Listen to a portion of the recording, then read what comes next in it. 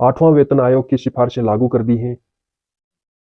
कुछ ही दिन पहले 8वां वेतन आयोग से संबंधित सिफारिशों को पूरा का पूरा खेल फिटमेंट फैक्टर के ऊपर आधारित है।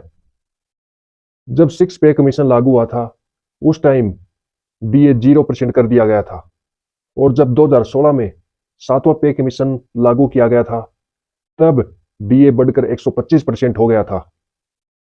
उसके बाद में अब 2026 में जब 8वां पे कमीशन लागू किया जा रहा है, तब अभी डीए 53% है, लेकिन अभी 3 डीए की और घोषणा बाकी है। तो अनुमान है कि डीए बढ़कर 60% या 63% हो जाएगा, और उसी पर फिटमेंट सेक्टर सटीक बैठता है। फिटमेंट का क्या खेल है, कैसे इससे सैलरी बढ़ोतरी होती है, उसके बाद उसके ऊपर आज हम चर्चा करते हैं। 8वें वेतन में फिटमेंट फैक्टर से सैलरी में बड़ी बढ़ोतरी संभव है। पिछला फैक्टर 2.57 था, अब 2.86 तक बढ़ोतरी संभव है, जबकि कर्मचारी 3.68 चाहते हैं।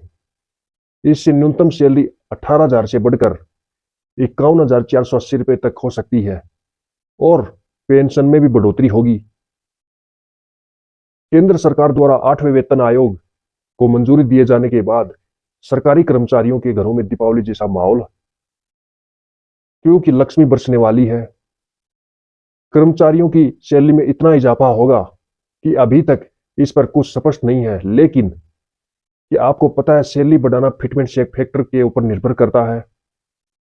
यह कम होगा तो कम सैलरी बढ़ेगी, और ज्यादा होगा तो ज्यादा फिटमेंट फैक्टर तय हो जाने से सही पता चलता है कि वेतन में कितनी वृद्धि होने जा रही है। मोदी सरकार ने जब 7वें वेतन आयोग की अप्रूवल किया था, तब कर्मचारियों की बेसिक सैलरी में जबरदस्त उछाल देखने को मिला था। तब 7,000 रुपए की न्यूनतम बेसिक बढ़कर 18,000 रुपए हो गई थी। तो अभी यदि न्यूनतम सैलरी 18,000 रुपए है, तो इसी के हिसाब से यदि उस टाइम में 3 गुना सैलरी बढ़ी थी, तो अभी भी ऐसा अनुमान लगाया जाता है कि 18,000 से 54,000 रुपये तो होनी होनी है।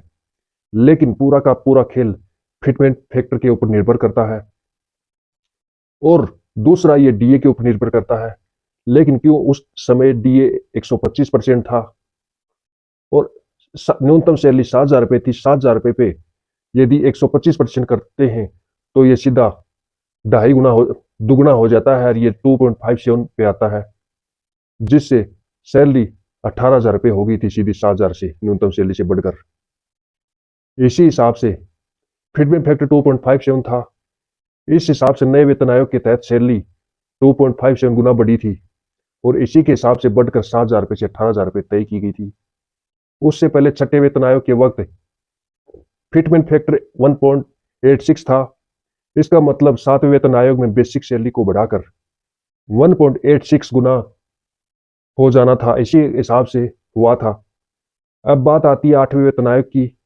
यहाँ एक बात तो साफ है कि पिछला फिटमेंट फैक्टर 2.57 था, तो इस बार कम से कम इतना तो रहेगा ही। लेकिन समझा जा रहा है कि इस बार नए आयोग बताया जा रहा है कि यह 2.57 की बजाय 2.86 हो सकता है। हालांकि कई कर्मचारी संघ फिटमेंट फैक्टर को 2.57 से बढ़ाकर 3.68 यानी 3.68 करने की मांग कर रहे हैं। ऐसे में यदि नया वेतन आयोग 2.86 फिटमेंट फैक्टर के हिसाब से लगा, तो न्यूनतम 18,000 रुपये से बेसिक बढ़कर 51,400 रुपये हो जाएगी, और पूरे वेतन में लगभग इसी के हिसाब से वृद्धि होगी।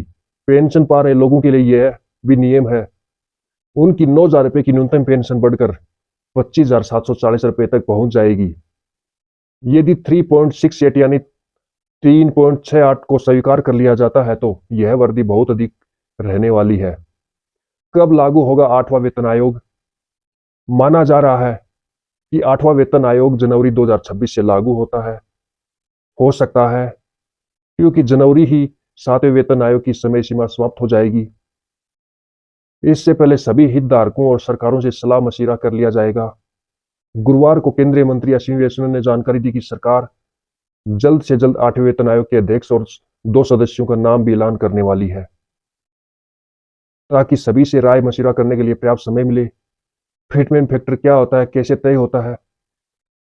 फिटमेंट फैक्टर सरकारी कर्मचारियों और पेंशन भोगियों के वेतन और पेंशन में सुधार करने के लिए उपयोग किया जाने वाला एक फार्मूला है। यह कर्मचारी की मूल सैलरी को एक निश्चित गुणक से बढ़ाकर नए वेतनमान में समायोजित करता है। इसे हर वेतन आयोग में सिफारिशों के आधार पर तय किया जाता है। समय समय पर इसमें बदलाव किए जाते हैं। इसका मुख्य उद्देश्य कर्मचारियों की आर्थिक स्थिति को बेहतर बनाना और महंगाई के बढ़ते स्तर के साथ उनकी क्रय शक्ति को बनाए रखना है। फिटमेंट फैक्टर को तय करने में कई कारक भूमिका निभाते हैं। महंगाई दर और कर्मचारियों की जरूरतों को ध्यान में रखा जाता है। सबसे पहले वेतन आयोग सरकारी कर्मचारियों के वेतनमान और भत्तों की समीक्षा करता है और एक गुणक निर्धारित करता है। उदाहरण के लिए 7वें वेतन आयोग ने फिटमेंट फैक्टर को 2.57 तय किया, यानी 2.57 तय किया था। इसका मतलब है कि कर्मचारी का नया वेतन उसकी मूल सैलरी को 2.57 से गुणा करके तय किया गया था। यदि किसी कर्मचारी की मूल सैलरी 15,000 रुपये है तो 2.57 के फिटमेंट फैक्टर से उसे नया वेतन 38,550 रुपये मिलेगा। ध्यान रहे यह वेतन का बेसिक है। यह नए वेतन महंगाई भत्ते डी और अन्य भत्तों को ध्यान में रखकर तैयार किया जाता है। ये केवल बेसिक है, इस पे इसके अलावा डीए अलग से होंगे, लेकिन डीए की शुरुआत 0 से हो जाएगी उसके बाद में। फिटमेंट फैक्टर का सीधा प्रभाव कर्मचारियों की ग्रॉस सैलरी और पेंशन पर पड़ता है।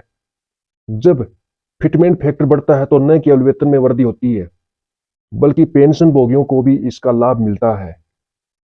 इसके अलावा यह महंगाई के बढ़ते स्तर का संतुलन बनाए रखने में भी मदद करता है। यही वजह है कि कर्मचारी संघ समय समय पर फिटमेंट फैक्टर को बढ़ाने की मांग करते हैं। तो ये आपको समझ में आया होगा कि क्या फिटमेंट फैक्टर है, क्योंकि फिटमेंट फैक्टर की शुरुआत 2006 में छठे पे कमीशन से हुई थी। उसी के आधार पर तय किया गया था और उस समय न्यूनतम सैलरी 7,000 रुपये थी। उसके बाद में 2016 में जब डीए 125% बढ़ गया था, उसके बाद में फिटमेंट फैक्टर 2.57 रखा गया, जिससे 7,000 रुपये की सैलरी 18,000 रुपये पहुंच गई थी। न्यूनतम सैलरी 18,000 पहुंच गई थी, क्योंकि 7,000 को 2.57 से गुणा किया तो 18,000 रुपये न्यूनतम सैलरी हो जाती है। और लेकिन अभी 2026 में जब 8वां पे कमीशन लागू होने जा रहा है, तो सरकार क्या तय करती है कि कितना फिटमेंट सेक्टर बढ़ाया जाएगा, और उसी के आधार पर सैलरी तय होगी। क्योंकि 2006 से और 2016 में 7,000 से 18,000 रुपये होगी, तो लगभग 3 गुना के आसपास हो गई थी, मानो 3 गुना से थोड़ा कम।